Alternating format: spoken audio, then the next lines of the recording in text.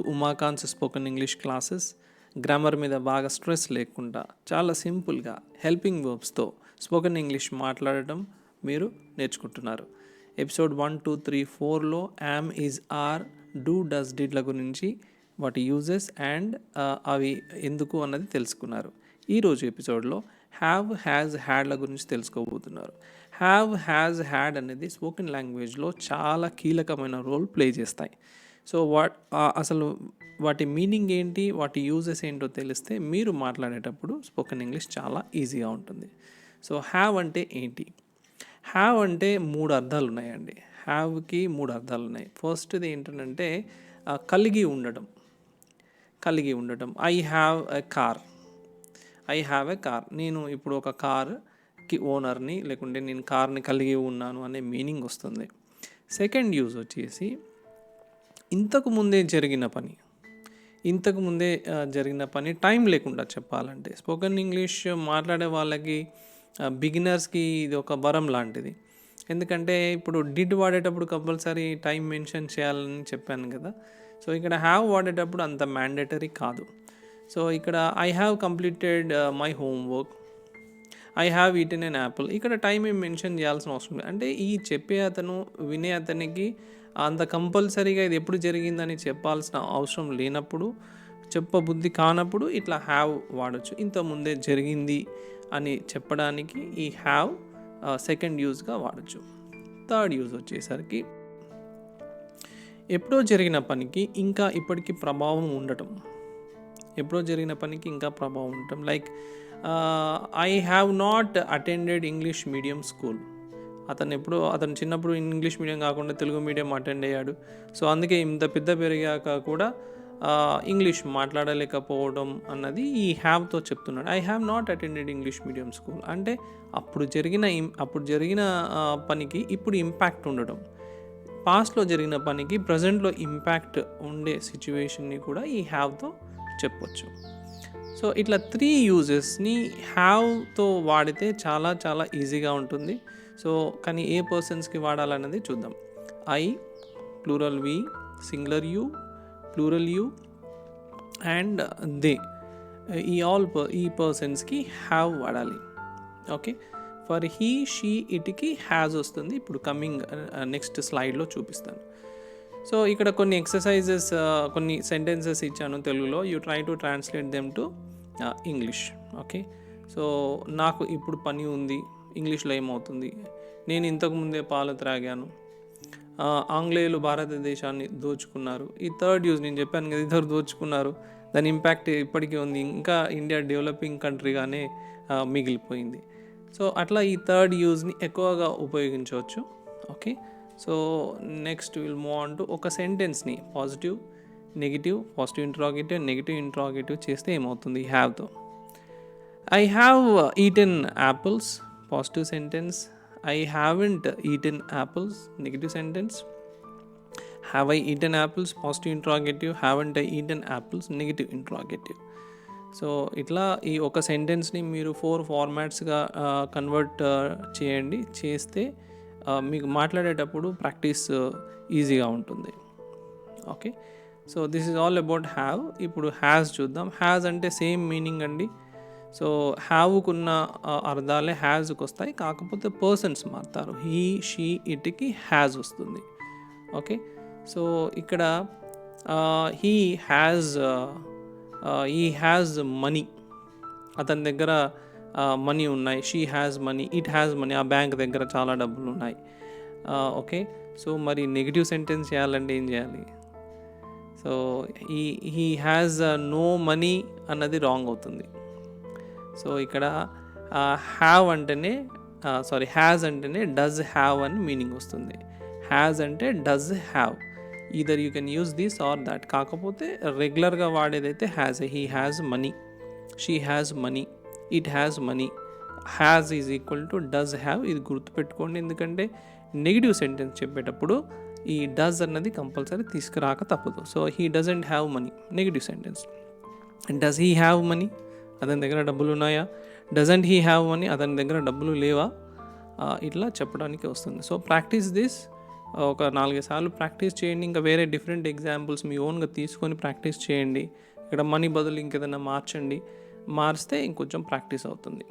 Next, he has eaten an apple. Second use చెప్పాను కదా, ఇంతకు ముందే తినేశాడు. సో మీరు జస్ట్ మీ ఫ్రెండ్ రూమ్లోకి ఎంటర్ అయ్యారు, యాపిల్ స్మెల్ వస్తుంది. కానీ మీ ఫ్రెండ్ని మీరు అడిగారు, what you eight? I have eaten an apple అన్నాడు. సో మీ ఇంకో ఫ్రెండ్కి మీరు చెప్తున్నారు, he has eaten an apple.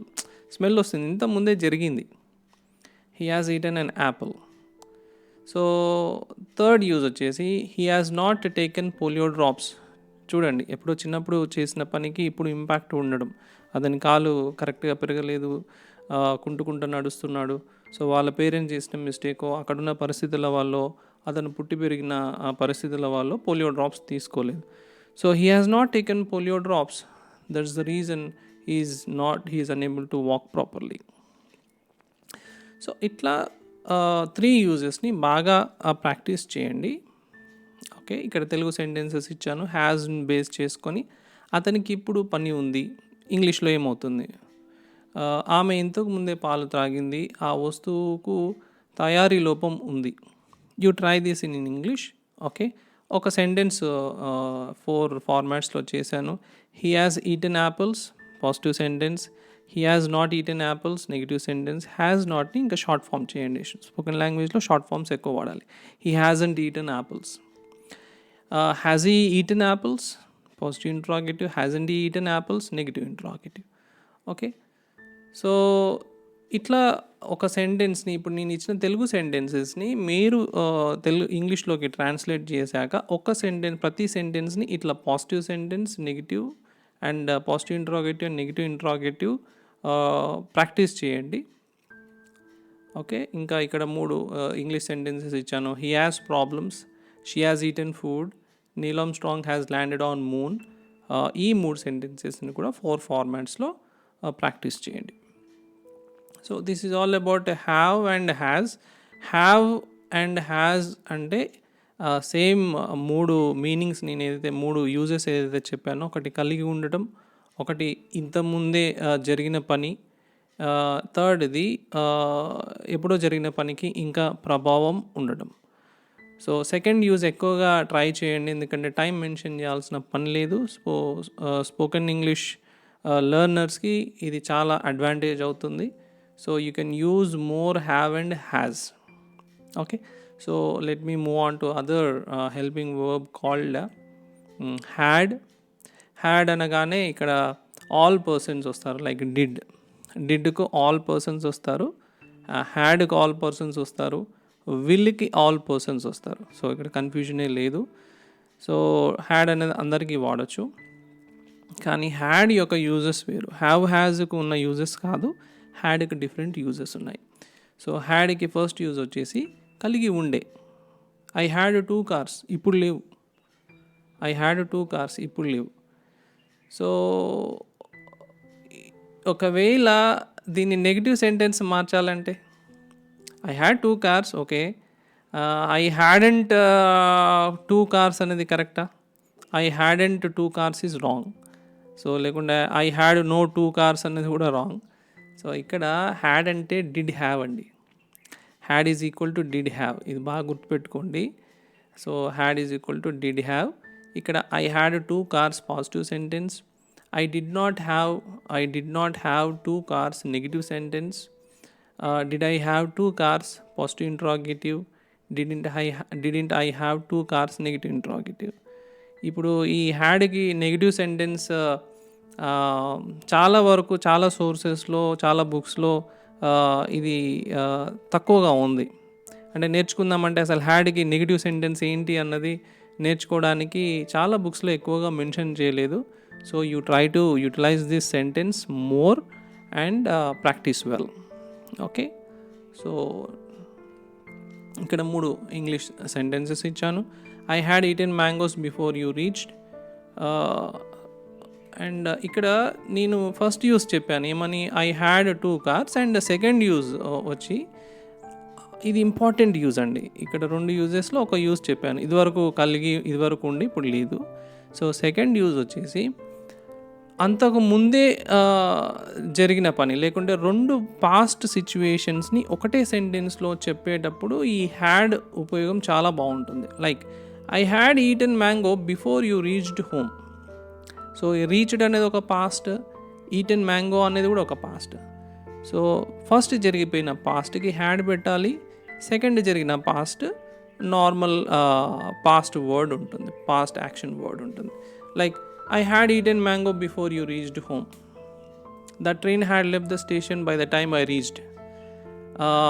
ఇట్లా 2 పాస్ట్ సిచ్యువేషన్స్ని ఒకటే సెంటెన్స్లో చెప్పేటప్పుడు ఈ హ్యాడ్ చాలా బాగా ఉపయోగపడుతుంది. మన డైలీ లైఫ్లో ఇట్లాంటి సిచ్యువేషన్స్ ఎక్కువగా ఉపయోగిస్తూ ఉంటాం. So you have to have a grip on it. Okay, first use is కలిగి ఉండే ఇప్పుడు లేదు. సెకండ్ యూజ్ ఈజ్ 2 పాస్ట్ సిచ్యువేషన్స్ని ఒకటే సెంటెన్స్లో చెప్పేటప్పుడు ఈ హ్యాడ్ బాగా ఉపయోగపడుతుంది. Okay, and I have given 3 sentences. I had eaten mangoes before you reached. You had visited US before my marriage. They had taken my money. ఇవన్నీ positive, negative, positive interrogative and negative interrogative practice చేయండి. Okay, so friends, this is all about have, has and had, which plays a major role in spoken language. So better you practice more. నేను చెప్పినట్టు practice from episode 1 80%. ఇప్పుడు మీరు ఒక ఐస్బర్గ్ని సముద్రంలో చూస్తే 80% కింద చాలా పెద్ద ఐస్బర్గ్ ఉంటుంది, పైననే ఒక 20% అవుపడుతుంది. సో అట్లా మీరు ప్రిపేర్ అవ్వాలి. లైక్ అంటే ఒక 80% ప్రాక్టీస్ ఉండాలి, 20% రూల్స్ అండ్ రెగ్యులేషన్స్ కావాలి. సో ఇక్కడ స్పోకెన్ ఇంగ్లీష్ అంటేనే మీరు ప్రాక్టీస్ చేయాలి, హెజిటేట్ చేయొద్దు. స్టార్టింగ్ డేస్లో తప్పులు పోతాయి, నవ్వుతారు, ఇట్స్ ఓకే. కానీ ఎవరు కూడా బై బర్త్ ఇట్ సెల్ఫ్ అంటే ఇంగ్లీష్ మాట్లాడుకుంటూ బయటకు వచ్చేయలేదు. సో మనకేంటనంటే తెలుగు లెర్నర్స్కి ఇది ఒక కొత్త లాంగ్వేజ్. సో దీంట్లో తప్పులు పోతున్నాయి అని చెప్పేసి మనం ఇన్సల్ట్గా ఫీల్ అయితే లాంగ్వేజ్ ఎప్పటికీ రాదండి. So you have to face the challenges. So English పరంగా మీరు ఏదైతే ఒక గట్స్ చూపిస్తారో, రిస్క్ తీసుకొని మాట్లాడతారో, ఇది ఇంకా మిగతా వాటికి కూడా అప్లై అవుతుంది. మీరు ఒక జాబ్ ఇంటర్వ్యూకి వెళ్ళినప్పుడు అక్కడ ఇంకా బోల్డ్గా కూర్చుంటారు. సో ఇది పర్సనాలిటీని కూడా ఇంప్రూవైజ్ చేస్తుంది. So spoken language helps a lot. మీరు ఇప్పుడే ఓవర్కమ్ చేశారనుకోండి, చిన్న ఏజ్లో కానీ ఇప్పుడున్న మీ సిచ్యువేషన్లో కానీ తప్పుగా మాట్లాడుతూ కూడా మళ్ళీ మంచిగా మాట్లాడడం నేర్చుకున్నప్పుడు మీరు ఎక్కడికి వెళ్ళి ఏ ప్లాట్ఫామ్ మీద వర్క్ చేసినా అక్కడ ఏం ప్రాబ్లం వచ్చినా కానీ ఫేస్ చేయడం ఈజీ అవుతుంది. So friends, don't hesitate or don't feel అయ్యో నేను ఇప్పుడు తప్పుగా మాట్లాడితే ఏమవుతుందో అన్నట్టుగా అనుకుంటే ఇంగ్లీష్ రాదండి. You have to speak.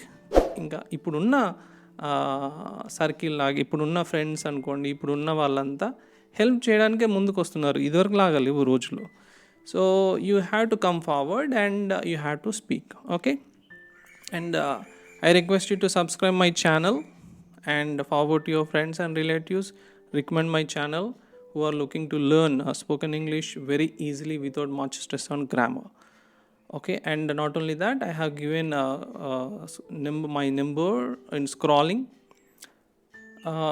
English త్వరగా మాట్లాడడానికి, మీకున్న ప్రాబ్లమ్స్ని తొందరగా రెక్టిఫై చేసి చెప్పడానికి ఒక 10 minutes ఫ్రీ కౌన్సిలింగ్ కాల్ ఈ నెంబర్కి చేస్తే నేను మీకున్న ప్రాబ్లమ్ని ఏరియాలో ఫైండ్ అవుట్ ఎక్కడ మీకు ప్రాబ్లం ఫేస్ చేస్తున్నారన్నది చూసి మీకు గైడ్ చేస్తాను. So with this I'm signing off, Umakant Kasula. See you in next episode. Thank you.